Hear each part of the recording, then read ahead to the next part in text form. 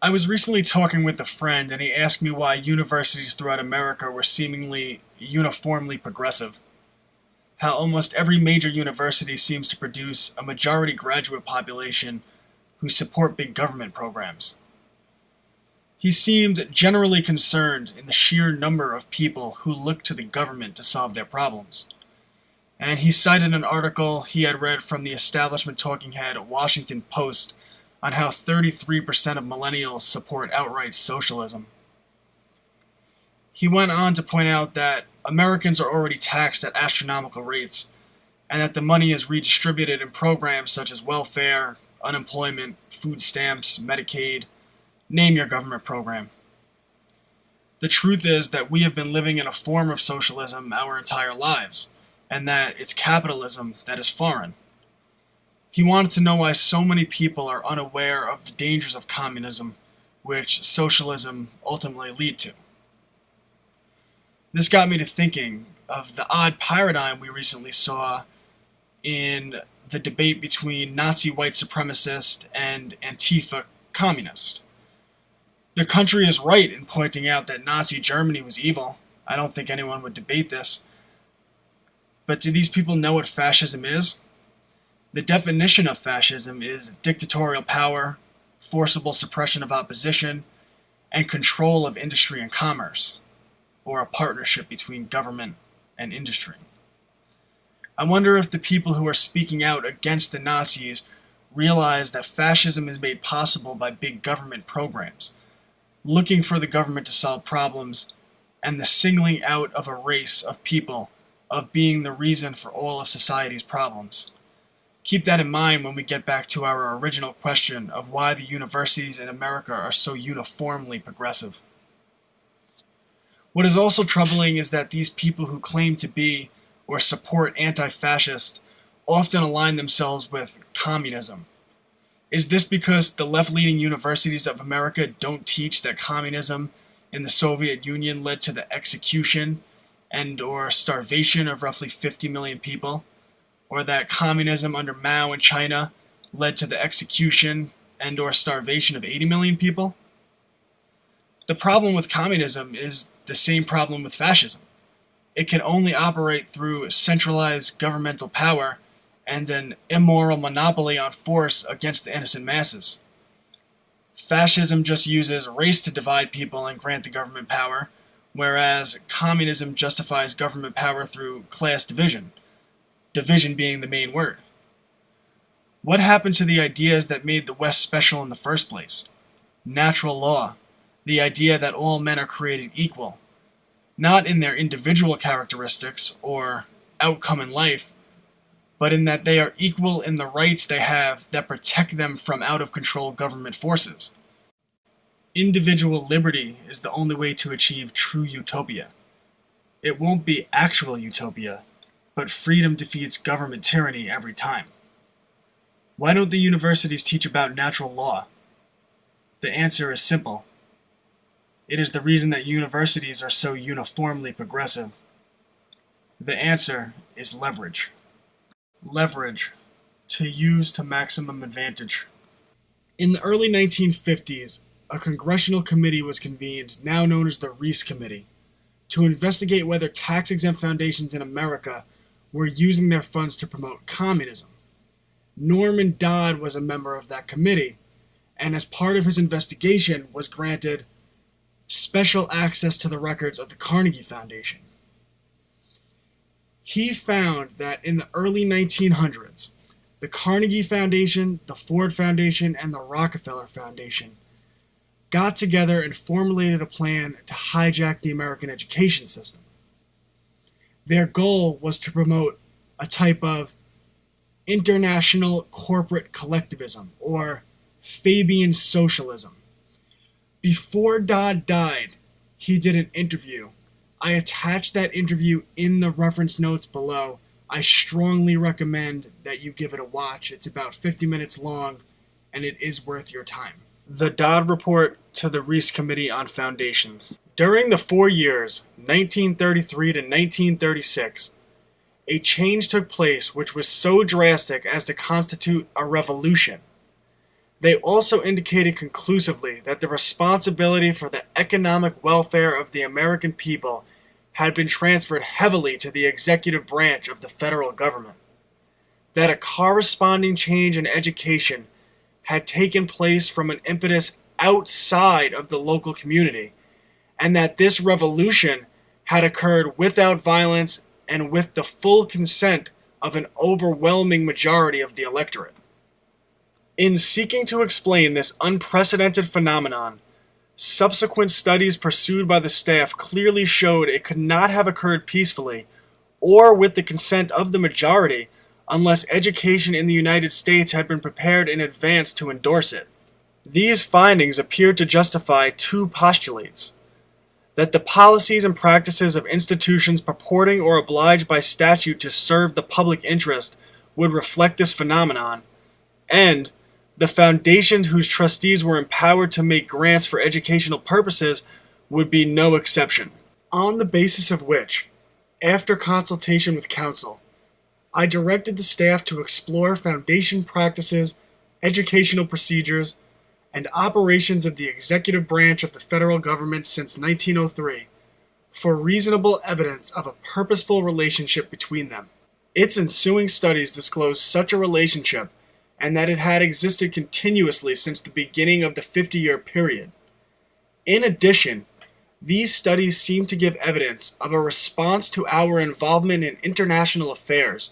Likewise, they seem to reveal that grants had been made by foundations, chiefly by Carnegie and Rockefeller, which were used to further this purpose by directing education in the United States toward an international viewpoint and discrediting the traditions which it formerly had been dedicated, training individuals and servicing agencies to render advice to the executive branch of the federal government, changing both school and college curricula to the point where they sometimes denied the principles underlying the American way of life, financing experiments designed to determine the most effective means by which education could be pressured into service of a political nature.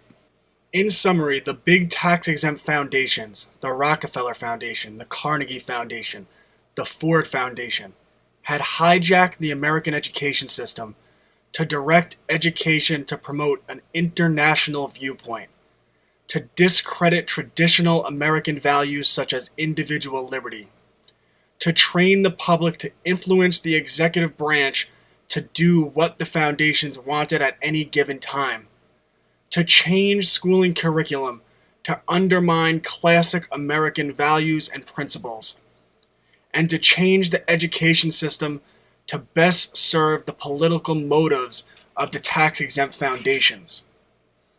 Another book that talks about how grants are used to influence society is the book Propaganda by Edward Bernays, which was written in 1928. In that book, he even mentions by name the Rockefeller Foundation using grants to influence the universities. As part of the Dodd Report, Dodd also went into organizations that had been infiltrated by the Rockefeller, Ford, and Carnegie Foundations. The American Council of Learned Societies, the National Research Council, the Social Science Research Council, the American Council on Education, the National Education Association, the League for Industrial Democracy, the Progressive Education Association, the American Historical Association, the John Dewey Society, and the Anti-Defamation League, which, interestingly enough, is in charge of censoring videos on YouTube at the present time. This may explain why the foundations have played such an active role in the promotion of social sciences, why they have favored so strongly the employment of social scientists by the federal government, and why they seem to have used their influence to transform education into an instrument of social change. It's interesting that the social change we see coming from the universities today is uniformly about division. White man versus black man, straight man versus gay man, religious man versus atheist, man versus woman. Whatever it is, everything is oppressed versus the oppressor. In the book I mentioned earlier, Propaganda by Edward Bernays, the nephew of Sigmund Freud, he wrote, that the best way to control a population is to divide them into groups. And once the population is divided into big groups, neglecting individuality, they are easy to manipulate. The Dodd report will conclude with this final note. It seems incredible that the trustees of typically American fortune-created foundations should have permitted them to be used to finance ideas and practices incompatible with the fundamental concepts of our Constitution. Yet there seems to be evidence that this may have occurred. I assume it is the purpose of this inquiry to gather and weigh the facts. Respectably submitted, Norman Dodd, Director of Research, Special Committee to Investigate Tax-Exempt Foundations, May 10th, 1954. The question is no longer whether the big tax-exempt foundations use their influence through grants to manipulate society on a mass scale by hijacking the American education system. The question is how long these activities have gone on. And we would get an answer to that in the 1970s when the Church Committee was put together to investigate the activities of the CIA. Foreign and Military Intelligence, Final Report of the Select Committee to Study Governmental Operations, also known as the Church Committee. Page 181, Covert Use of Academic and Voluntary Organizations. The CIA's intrusion into the foundation field in the 1960s can only be described as massive. Excluding grants from the Big Three, Ford, Rockefeller, and Carnegie, of the 700 grants of over $10,000 given by 164 other foundations during the period of 1963 to 1966, at least 108 involved partial or complete CIA funding. More importantly, CIA funding was involved in nearly half of the grants of the non-Big Three foundations made during this period in the field of international activities. In the same period, more than one-third of the grants awarded by non-Big Three in the physical, life, and social sciences involved CIA funding. The Church Committee set out to investigate the activities of the CIA. As part of the investigation, the Church Committee revealed the mass amounts of money that the Ford Foundation, the Rockefeller Foundation, and the Carnegie Endowment had been pouring into American universities. The big tax-exempt foundations used this grant money as leverage to dictate the educational curriculum that the universities focus on. It also provides leverage in the choosing of board members friendly to the ideology of the tax-exempt foundations. These board members become in charge of hiring practices and hire like-minded people. This is why modern universities have become indoctrination centers for progressive politics. For those of you not familiar with the Church Committee, the committee also revealed that the CIA had used $1 billion in today's funds to infiltrate and influence, to basically hijack the American mainstream media.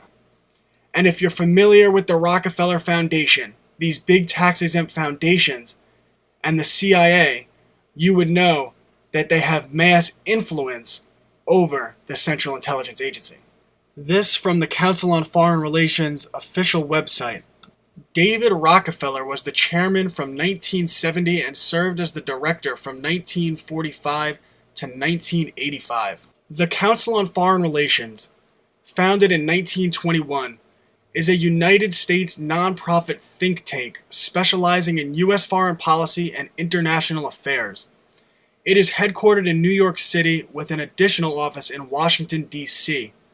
Its membership, which numbers 4,900, has included senior politicians, more than a dozen secretaries of state, CIA directors, bankers, lawyers, professors, and senior media figures.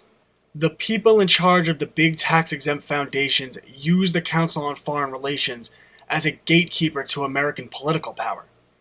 And because of this, the Council on Foreign Relations has tremendous influence over American politics and the CIA.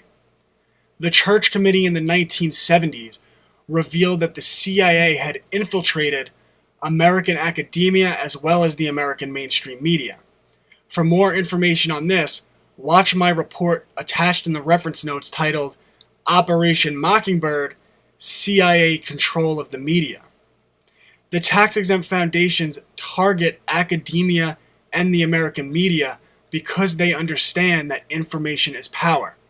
Now let's look at how tax-exempt foundations are influencing the American education system to this day. Today, the Rockefeller Foundation overwhelmingly focuses on building more inclusive economies and promoting climate change awareness. A quick search of recent grants handed out by the Rockefeller Foundation shows why universities in America today are so overwhelmingly progressive, promote collectivist ideology, and produce climate alarmists. Indiana University, $53,000. Auburn University, $33,000. Northwestern University, $220,000, in coordination with the Kellogg Foundation. Stanford University, $500,000. Georgetown University, Cornell University, Harvard University, Stanford University, Columbia University, Cornell University, Grant Harvard University, Yale University, Georgetown University, Cornell University, Greenwich, New York University, Harvard University, Stanford University, Columbia University, Boston University, and this goes on and on. The Ford Foundation. Mission. We believe in the inherent dignity of all people, but around the world too many people are excluded from political, economic, and social institutions that shape their lives. In addressing this reality, we are guided by a vision of social justice. Let's look at the grants of the Ford Foundation. American University, $140,000. Gender, racial, and ethnic justice, rights of women and girls.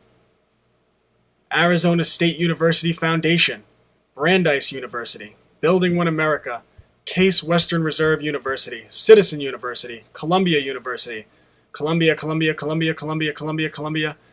Federal University, Georgetown University, Hardin Medical University, Harvard University, and like the Rockefeller Foundation, this goes on and on. The Carnegie Endowment for International Peace is a unique global network of policy research centers in Russia, China, Europe, the Middle East, India, and the United States. Our mission, dating back more than a century, is to advance the cause of peace through analysis and development of fresh policy ideas and direct engagement and collaboration with decision makers in government, business, and civil society. Working together, our centers bring the inestimable benefit of multiple national viewpoints to bilateral, regional, and global issues. They make it sound so nice. And taking a look at their grants, 2017, Columbia University, $100,000. University of California, San Diego, $600,000. New York Hall of Science, $325,000. George Washington University, African Population and Health Research Center, Northwestern University, Georgetown University, University of Sydney, Johns Hopkins University, King's College London, University of Virginia Curry School of Education Foundation, the New School, Association of Governing Boards of Universities and Colleges, and like the other foundations, this just goes on and on and on. Earlier, we had mentioned that the Rockefeller Foundation works in coordination with the Kellogg Foundation. The Kellogg Foundation focuses on truth, racial healing, and transformation. As the next step to advancing racial equality in the United States, the Foundation's Truth, Racial Healing, and Transformation engagements are helping communities embrace racial healing, uproot the unconscious and conscious beliefs in racial hierarchy, address the historic and contemporary effects of racism, and bring about transformational and sustainable change. And all of that sounds good until you realize what exactly the Kellogg Foundation is talking about. Deconstructing race. In January 2012, the W.K. Kellogg Foundation awarded the Calhoun School an initial grant of $250,000 for Deconstructing Race, a 3-part youth-based project on issues of white privilege and institutional racism. The initial proposal was for a documentary film, curriculum, and website, The Birther Foundation, the Gilder Foundation, and the Asian Woman Giving Circle have since come to the board with grants toward the project, and the W.K. Kellogg Foundation has also added to its original grant. About the Deconstructing Race project. The Deconstructing Race is a youth-based project designed to transform the conversation about race, racism, and white privilege in this country, expose the myth of colorblindness in a society that for many espouses a post-racial myth, fundamentally alter the dialogue surrounding white privilege and structural and systematic racism for K through 12 students. They're teaching young children about white privilege and that they should feel guilty for the color of their skin. Everything these big tax-exempt foundations put forward to the public appear to be from good intentions, but their goals haven't changed from what they were 100 years ago. Using the leverage of their money, these big tax-exempt foundations are getting universities to indoctrinate the youth of America to see everything through a racial lens. Under the umbrella of equality, they are actually promoting racial division. To teach people that everything is about the oppressed versus the oppressor, so that black people stay in small groups of black people, so that white people stay in groups of white people, so that men and women are at odds with one another. Because as we stated in the book Propaganda, the best way to control a population is to divide them into groups, because once they're divided into groups, it is easy to get them to conform to a certain type of idea by using triggers. And once people are divided into groups, these big tax-exempt foundations are able to get the public to vote for bigger and bigger government policies, or whatever government policy the tax-exempt foundations desire at the time. And then they use their money and influence through the Council on Foreign Relations and such institutions to get the federal government to do whatever the big foundations want. And of course, that's always pushing toward global control and global government. And just like the other big tax-exempt foundations, the Kellogg Foundation seems to give an endless amount of grants to universities throughout the country. South Carolina, Illinois, University of North Texas, Yale University, Haitian Education, University of California, Santa Barbara, University of Mississippi, Grand Valley State University, and this just goes on and on and on. And this promotion of racial division in the name of racial equality can be seen on college campuses throughout the entire country. This from Brown University, the Brown Daily Herald. University awarded grant to address truth and racial healing. The $30,000 from the Kellogg Foundation to be put toward discussion dinner groups for black students and Muslim women. Except white students were not allowed. This is segregation. Harvard University has had black-only graduation ceremonies. Students at the University of Michigan have demanded spaces where white students are not to be permitted. The University of Chicago has received demands for segregated orientations. The University of Connecticut, UC Davis, and Berkeley all offer segregated housing. And of course, Evergreen professor Brett Weinstein was forced to resign from his job and awarded a payout of $500,000 because he refused to participate in Evergreen's No White Day, where white students were not permitted to be seen on campus. The message promoted on college campuses today is the antithesis, the opposite of the message of Martin Luther King Jr. Martin Luther King had a dream that one day his children would be judged not by the color of their skin, but by the content of their character. Today on college universities all over the country, and really in public schools starting at kindergarten, students are being indoctrinated to judge one another by the color of their skin, to view the world through a racial lens. And this is happening because the tax-exempt foundations, the Rockefeller Foundation, the Carnegie Endowment, the Ford Foundation, the Kellogg Foundation, the Gates Foundation, are promoting a message of division under the name of unity.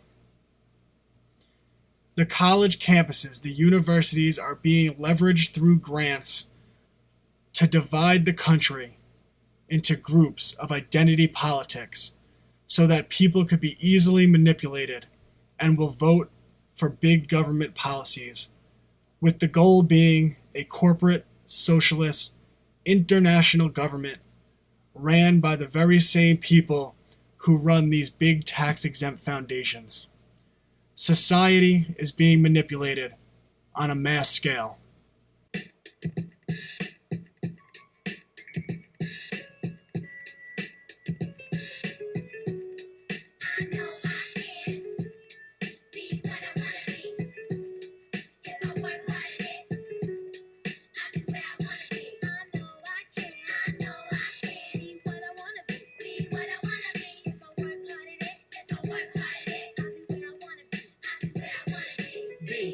Boys and girls, listen up. You can be anything in the world.